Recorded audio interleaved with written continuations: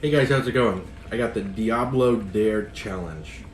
So I'm pretty excited. I've seen some things on TikTok talking about how hot it is and stuff.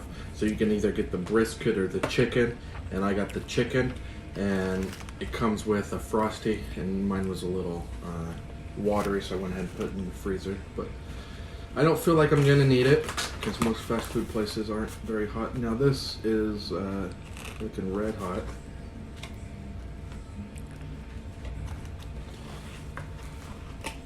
The bun is even pretty hot. Some pickles. So let's just dive right in.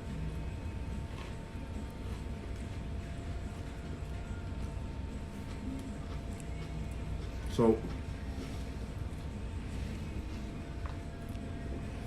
it's spicy, but they almost put too much sauce. The